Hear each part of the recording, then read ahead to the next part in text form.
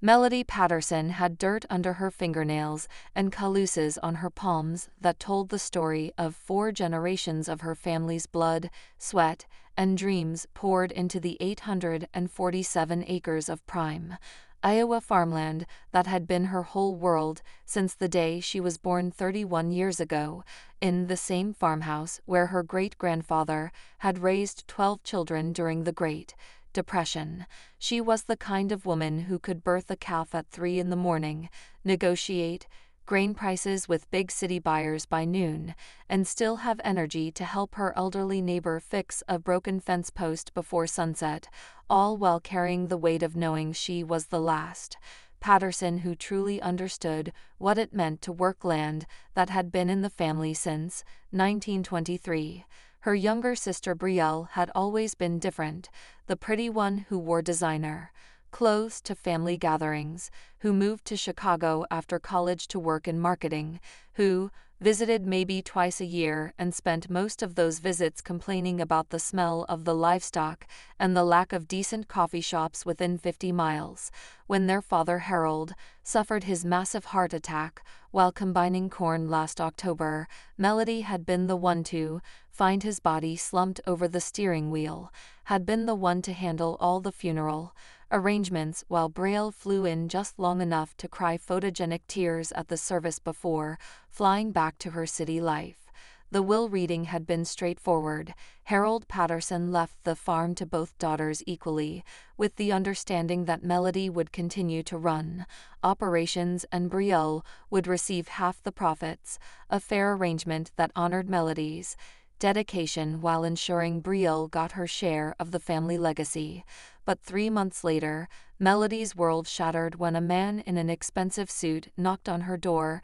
and informed her that he represented Midwest Agricultural Development Corporation, and that according to the legal documents he carried, they had purchased Brielle's 50% stake in Patterson family farm and were prepared to buy out Melody's half for what he called a very generous offer. The betrayal hit her like a physical blow. Brielle had sold her birthright, had sold 4 generations of Patterson sweat and sacrifice to a corporate farming conglomerate known for buying family farms and turning them into massive industrial operations that destroyed rural communities. When Melody called her sister screaming through tears of rage and heartbreak, Brielle's response was even more devastating than the sale itself. She laughed and said that she had always known Melody was too sentimental about a bunch of old dirt and some rusty equipment, and that her half of the sale had allowed her to put a down payment on a penthouse condo in downtown Chicago and fund the luxury lifestyle she deserved.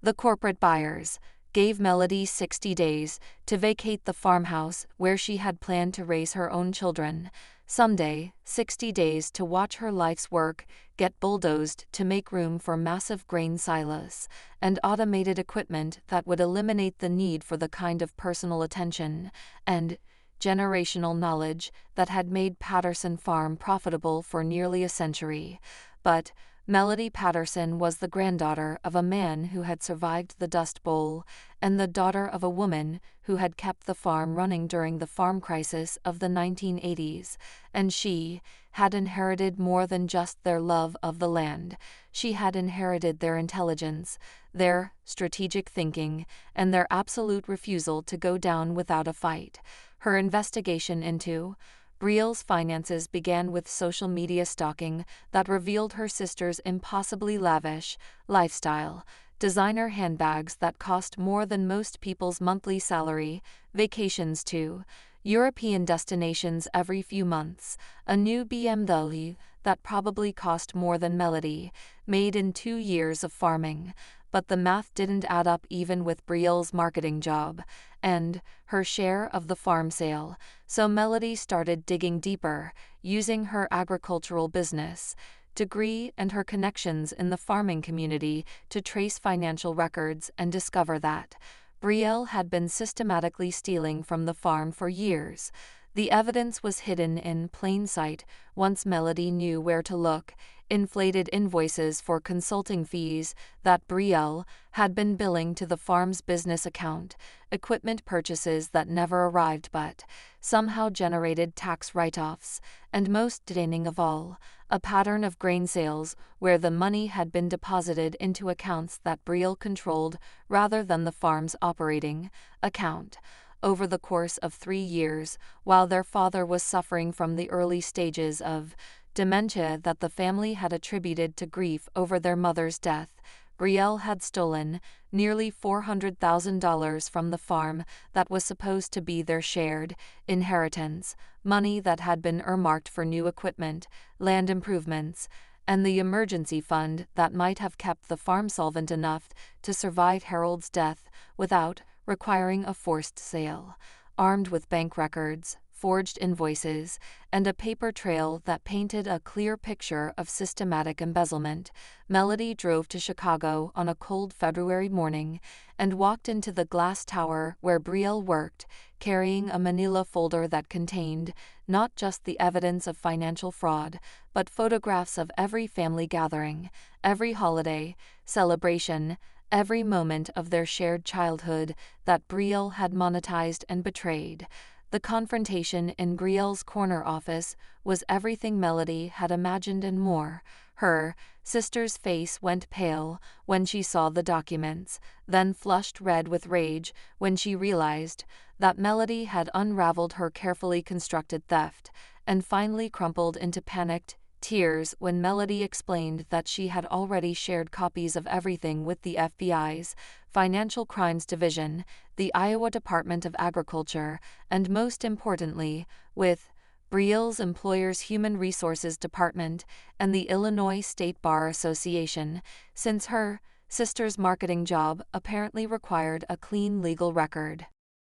The dominoes fell faster than Melody had expected. Brielle was fired within hours when her employer discovered she had been using company resources to facilitate her farming-related fraud. Her penthouse condo was seized when investigators froze her accounts pending a full audit, and her perfect Instagram lifestyle evaporated when the criminal charges became public record, and all those designer-clad friends suddenly stopped returning her calls. But the most satisfying moment came 6 months later when the judge sentenced Brielle to 4 years in federal prison for interstate fraud and ordered her to pay full restitution to the farm, money that Melody used to buy back the land from Midwest Agricultural at a significant discount, since the company wanted to avoid any association with the criminal case that had generated negative publicity about their predatory acquisition practices. Standing in the same courtroom where her great-grandfather had once fought to keep the farm during a tax dispute in 1954, Melody watched her sister being led away in handcuffs and felt not triumph, but a deep sadness for the family unity that had been destroyed by greed and selfishness. The farm was hers now, completely and legally, but it came with the knowledge that she was truly the last Patterson who understood that some things in life are worth more than money, that legacy isn't something you can deposit in a bank account, and that betraying family for personal gain ultimately leaves you with nothing that matters. As she drove back to Iowa that evening, passing the familiar silos and grain elevators that marked the border of her county, Melody realized that her sister's ultimate punishment wasn't prison or financial ruin, but the fact that she would spend the rest of her life knowing she had traded away something irreplaceable for temporary material comfort, and that she had lost not just her freedom and her money, but her connection to the only family she would ever have. The Patterson family farm thrives today under Melody's careful stewardship, and every season when she plants the same fields her great-grandfather cleared by hand, she remembers that the strongest revenge isn't destroying someone's life, but building something so meaningful and lasting that their betrayal becomes just a footnote in a much larger story of resilience, integrity, and the kind of success that can't be bought or sold.